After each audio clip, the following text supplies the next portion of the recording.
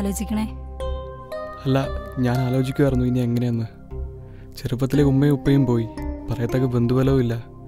നിന്റെ ഫാമിലി ആയിരുന്നു എനിക്ക് ചെറുപ്പം പോലെയല്ല. പഠിച്ച് ജോലി നേടിയതും സമ്പാദിച്ചും എല്ലാം നീ കൂടെ ഉണ്ടായിരുന്നപ്പോൾ ഇപ്പോൾ നീ പോകുമ്പോൾ എന്തോ പോലെ. എല്ലാം ശരിയാവുന്നേ, ഇടയ്ക്ക് അങ്ങോട്ട് വരാലോ. ഓനിതാ അവിടെ പോയതാ? ഓൻ ഓളുടെ അടുത്തേക്ക് പോയതാടാ.